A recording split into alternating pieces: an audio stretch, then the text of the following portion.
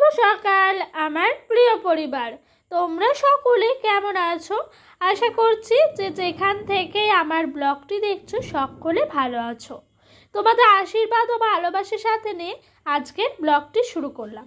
আজকে হলো শনিবার আর এখন বাজে ঘড়ির কাঁটায় ঠিক সকাল 7টা। সংসারের সমস্ত বাসি কাজকর্ম হয়ে গেছে, তারপরে এদিকে সোজা চলে এসেছি বাসনগুলো একদম ধোয়া মাজা করতে। আর আজকে হাঁড়িটি সকাল সকাল বের করলাম মাজতে, কারণ কি জানো তো, ওই যে আজকে হলো ভাদ্র মাসের শনিবার না, এই কদিন ধরে তো আমরা ভাদ্র মাসের শনিবারগুলো একটু মানছি, সেই কারণে না সকাল সকালই সমস্ত এঁঠো বাসন যা থাকছে কালকেকার সেগুলো বের করে নিচ্ছি। তো এই দিক দিয়ে কিন্তু হাঁড়িটা আমি ঝটপট করে মেজে নিচ্ছি। আর ভাতটা তো কাঠেই করি, সেই কারণে ভাতের হাঁড়িতে একটু কালি থাকে, পাশগুলো ওই বালি আর তোমার সাবান দিয়েই ভালো করে মেজে নিলাম। চলো এবার ধুয়ে নেই।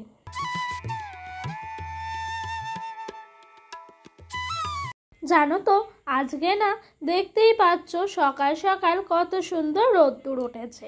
আর আজকে বলে না গো, এই কদিন ধরে বেশ সুন্দর করে সকাল হলেই রোদ্দুরটা উঠছে, আর দেখে না আমার মনটা ভারী ভরে যাচ্ছে।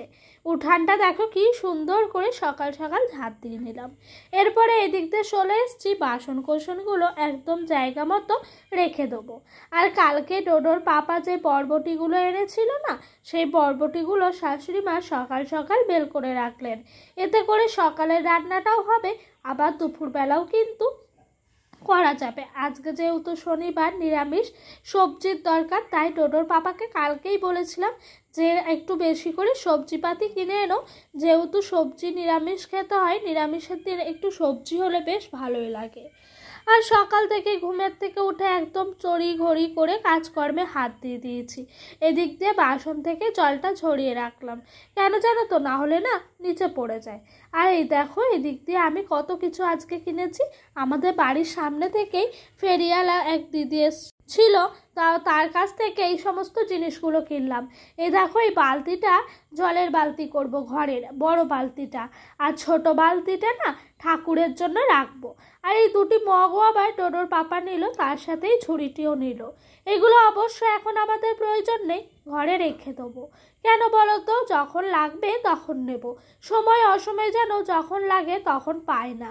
কিন্তু এগুলো কাপড় দিয়েও নেওয়া যেত, কাপড় ছিল না বলে আমি কিন্তু টাকা দিয়ে নিলাম।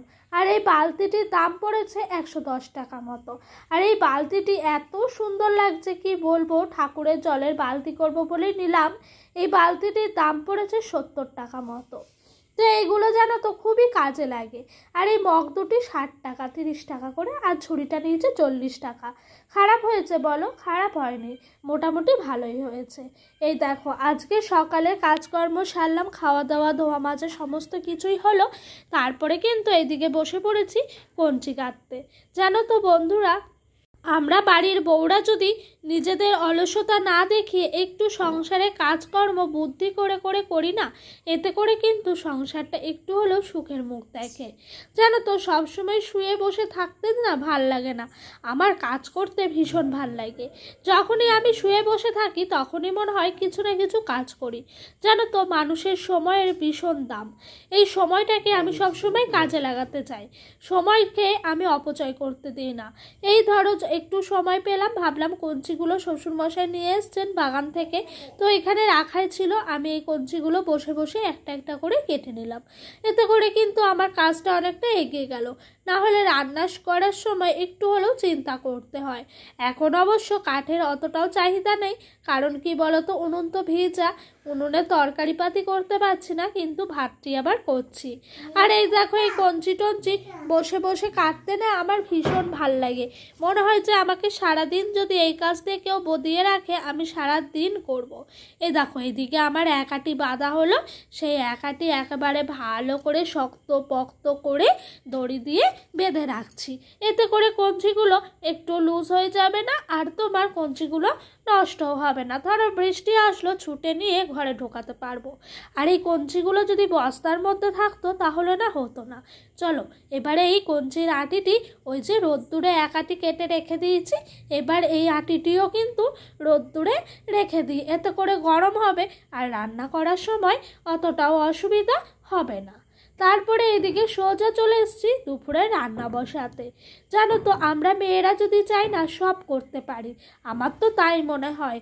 যদি একটুখানি তুমি ভাবো শুয়ে থাকি, তাহলে দেখবা সারাদিন মনে হয় শুয়ে থাকি। আর একটুখানি যদি ভাবো না কাজকর্ম করি, তখন দেখবা কাজ করতে ইচ্ছে হয়। তাই আমার মনে হয় কাজ করাটাই ভালো। শুয়ে থাকলে শরীরও খারাপ হয় এবং শরীরের পক্ষেও বেশি শোয়া খারাপ। তাই জানো তো সবসময় কাজকর্মের মধ্যে নিজেকে রেখে দিই। আর এই যে কালকে এই বরবটিটি এনেছে, গাডার দেওয়া ছিল, আর এই বরবটির আটিটি নিয়েছে 10 টাকা। খারাপ হয়নি বলো?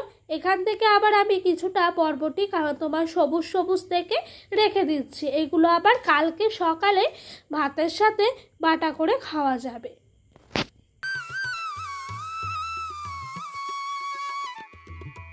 আর জানো তো এই বরবটি বাটা না আমি বিয়ের আগে থেকেই করতাম, কিন্তু কি বলতো আমার শাশুড়ি মারা একটু বেশি ভালো করতে পারেন, কারণ ওনারা এর মধ্যে একটু বেশি বেশি অনেক কিছু দেন। যে এরকম হলো বাদাম দেন, তারপরে একটু বেশি করে পেঁয়াজ এসব দেন, এতে করে কিন্তু খেতে ভীষণ ভাল লাগে।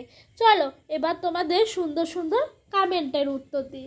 এক বোনু আমায় কমেন্ট করেছেন, আমার শাশুড়ি পেঁয়াজ রসুন বাটা তেলের ওপর দিয়ে লতিটি দেয়, একটুও জল দেয় না। আমার বাপের বাড়িতে সর্ষে পোস্ত বাটা দিয়ে লতি করে। আচ্ছা, এই দুটো রান্নাই কিন্তু আমার কাছে একদম অজানা, তো খুবই ভাল লাগলো। তেলের ওপরে যে বললে রসুন তারপর পেঁয়াজ বাটা দিয়ে করেছেন, একটুও জল দেন না। তো সত্যি বলতে এই রান্নাটাও আমার ভীষণ ভালো লাগলো। আবার সর্ষে পোস্তটাও তো ভাল লাগলো, ওটা তো আরোই ভাল লাগবে।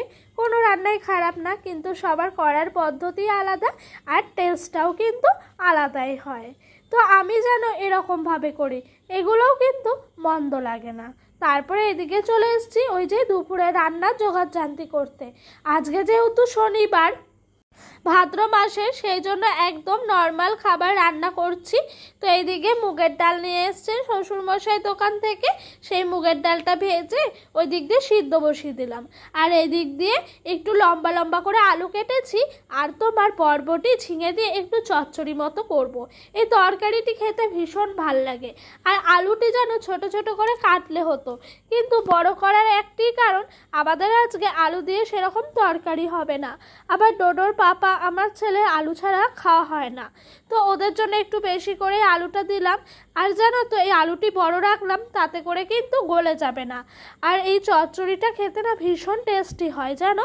এর মধ্যে না অনেক কিছু দেওয়া যেত, কিন্তু আমি এই 3টে সবজি দিয়েই করলাম, এতে কিন্তু মন্দ হয়নি। তেলের ওপরে একটু তোমার কালো জিরে আর তোমার শুকনো লঙ্কা ফোড়ন দিয়েছি, তারপরে এগুলো দিয়ে ভালো করে নাড়াচাড়া করেছি। তারপরে একটু জিরে বাটা দিয়েছি, তোমাদের কাছে যদি জিরের গুঁড়ো থাকে তাও দিতে পারো। দিয়ে একেবারে নাড়াচাড়া করে মাখা মাখা করে তরকারিটি করেছি। এত টেস্টি হয়েছে বলে বোঝানোর মতো নয়। এই প্রথম করলাম জানো, একটু ভাবছিলাম কেমন হবে না হবে, কিন্তু খুবই সুন্দর হয়েছে।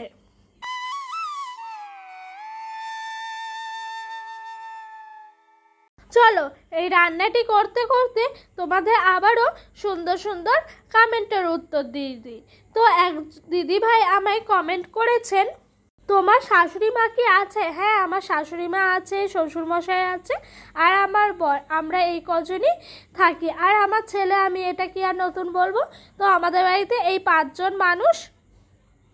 তোমার বর কই ভাই? তোমার কি ননদ আছে? আচ্ছা, ভাই বললে বুঝলাম না ব্যাপারটা। আমার বরের কিন্তু কোনো ভাই নাই, আর আমার বড়ও থাকে বাড়িতে, কিন্তু ও কাজ করে বলে সেরকমভাবে ভিডিওতে আনা হয় না। হ্যাঁ, আমার একটি ননদও আছে, অবশ্য ওনার বিয়ে হয়ে গেছে, বিবাহ সূত্রে শান্তিপুরে হয়েছে।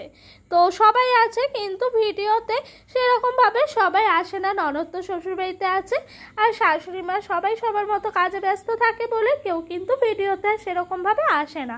অবশ্য আমার বর আসে 2-1 বার, সবাই আসে এক এক সময়, শ্বশুরমশাইও আসে, সবাই আসে আর কি। দিদিভাই, তুমি রেগুলার ভিডিওটি দেখলে বুঝতে পারবে। আচ্ছা, তোমার প্রশ্নের কি আমি ঠিকঠাক উত্তর দিতে পারলাম? তো যাই হোক, তোমাদের সঙ্গে গল্প করতে করতে এদিকে কিন্তু আমার ডালটাও সাম্বার দেওয়ার সময় হয়ে এসছে। ডালটা সাম্বার দিয়ে দিলাম। মুগের ডাল বেশি পাতলা বানাই না, আবার বেশি ঘনও হয় না, মিডিয়াম মতো রেখে মুগের ডালটি করলাম। 100 মতো এনেছিল। এটি যেন দুপুরেই শেষ হয়ে গেছে। অবশ্য আমাদের বাড়িতে এই কজনের পাত্র শেষ হয়েই যায়। আর ওই দিক দিয়ে লাস্টে কাঁচা লঙ্কা ফাটিয়ে দিয়েছি। আমি যেন ডালের সাথে না কাঁচা লঙ্কা সেদ্ধ করি না, তাহলে ভাতে খাওয়ার সময় কাঁচা লঙ্কা একদম গলে যায়, খুঁজেই পাওয়া যায় না।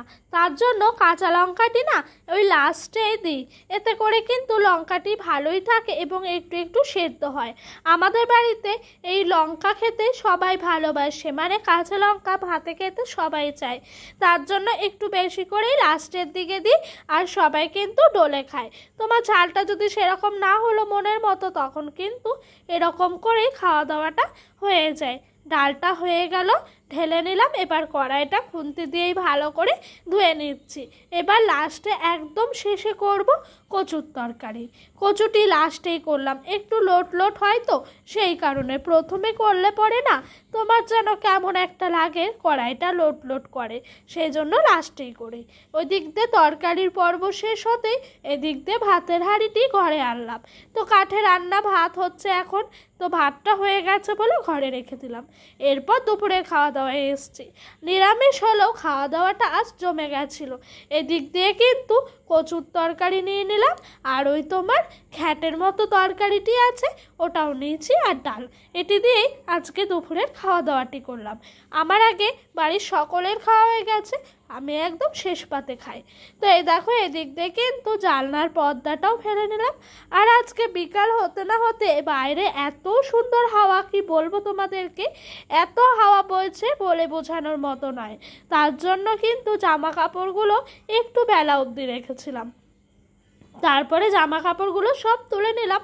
আকাশে মেঘ করেছে, তাই আমাকে শ্বশুরমশাই বলছে জামা কাপড়গুলো তুলে ঘরে নিয়ে নাও, বৃষ্টি চলে আসলে সামলে উঠতে পারবে না।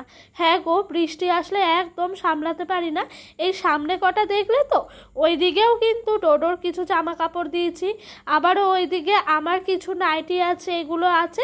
সেই জন্য এগুলোই না দুবারে তুলতে হয়, একবারে তোলাই যায় না। এই ধরো সবাই তো স্নান একসাথে করে না, কেউ আগে পরে করে। এইগুলো যেগুলো আধ শুকনো সেগুলো আলাদা সাইডে রাখি, আর যেগুলো একদমই ভিজে সেগুলো কিন্তু আরেকটা সাইডে রেখে দিই। আচ্ছা চলো, তোমাদের আবারও একটি প্রশ্নের উত্তর দিই। আমাকে দিদিভাই এক কমেন্ট করেছে, প্রিয় মাছের ঝোল দেখতে খুবই ভালো হয়েছে, কি কি মশলা দিয়েছো জানিও। তো দিদিভাই, প্রথমে মাছটি তো ভেজে তুলে রেখেছি, তারপর আলুগুলো ভাজার আগে প্রথমে কড়াইয়ে কালো জিরে ফোড়ন দিয়েছি, তারপর আলু ভেজেছি, তারপর আদা জিরে বাটা দিয়ে ভালো করে মশলাটা কষিয়ে নিয়েছি। তারপরে একটু জল দেওয়ার পর একটু লঙ্কার গুঁড়ো এবং কাঁচা লঙ্কা দিয়েছি। তারপর ভালো করে কষানোর পর ঝোল দিয়ে দিয়েছি, লাস্টে মাছটা দিয়ে নাড়াচাড়া করে নামিয়েছি। আর এই দেখো আমাদের এখানের মনোরম দৃশ্য, গ্রাম বাংলার এটাই কিন্তু সবচাইতে মনোরম প্রাকৃতিক দৃশ্য। প্রত্যেক দিন আমি একা দেখি, তোমাদেরকে দেখানো হয় না। ওই ভিডিওতে কখনো কখনো বলি যে আমাদের এখানে এত সুন্দর দৃশ্য, আজ তোমাদের সাথে কিন্তু এই দৃশ্যটি শেয়ার করলাম। চারিদিকে সবুজ আর সবুজ, দেখে মুগ্ধ হয়ে যায় জানো। এক এক সময় মনে হয় যে এই সবুজ প্রাকৃতির মাঝে যদি গিয়ে এক দণ্ড নিশ্চিন্তে বসে থাকতে পারতাম, কতই না শান্তি লাগতো। কিন্তু কি বলো তো, আমাদের কি আর সেই উপায় আছে? বাড়িতে বাচ্চা এসব সামলে আর বসা যায়? এদিকে আমার পাশের বাড়ি এক ভাইজির বার্থডে, মানে আমরা একই রিলেটিভ, সবাই আশেপাশেই থাকি। তো এটি হলো আমার কাকি শাশুড়ি। তো কাকি শাশুড়ির নাতনির জন্মদিন, মানে আমার জায়ের মেয়ের। তো গেছিলাম, ডোডোও গেছিলো, সবাই মিলে খুব আনন্দ করলো। সন্ধ্যাবেলাটা খুব সুন্দর কাটলো। তো সোহিনীর আজ 5 বছর বার্থডে পূর্ণ হলো, তার জন্য কিন্তু আজকে একটুখানি ছোট করে অনুষ্ঠানও করা হয়েছে। তো আমরা সকলেই গেছিলাম, ভীষণ মজা করেছি জানো। ওইদিকে সোহিনীর বান্ধবীও ছিল, সবাই মিলে বেশ আনন্দই হলো ওর বার্থডেতে। ডোডো আরও ভীষণ এনজয় করেছে। ডোডো ওর দিদিকে বলছে তাড়াতাড়ি কেক কাটো, কেক কাটো, এই সমস্ত কিছুই কিন্তু করছিল। এই দেখো লাস্টে কিন্তু স্প্রেটে দিয়েছে, এগুলো আমার যেন একটুও পছন্দ নয়, কিন্তু ইয়ার্কি মেরে সবাই কিন্তু মাথার মধ্যে দিয়ে দিয়েছে। আর এই জিনিসটি আমার সেরকম ভাল লাগে না, ফটফট করে কি ফেটে ওঠে। এর থেকে যেন মনে হয় কিছু না দেওয়াই ভালো। এই দেখো ডোডো কেমন লাফাচ্ছে দেখেছো, ক্যামেরার মধ্যে সেরকম আসা হচ্ছে না কিন্তু ও ভীষণ লাফাচ্ছে আর আনন্দ পাচ্ছে। এই দেখো স্প্রে এবার সবার মাথায় ছিটিয়ে দিচ্ছে, কাড়াকাড়ি করে সমস্ত কিছুই কিন্তু করছে। যাই হোক আজকের সন্ধ্যাটা একটু ভালো করেই কাটানো হলো। ডোডোও দেখেছো মাথার মধ্যে কিরকম মেখে বসে আছে, ভূত হয়েছে। তো বন্ধুরা আজকের মতো ভিডিওটি এখানেই শেষ করলাম। সবাই ভালো থেকো, বাই।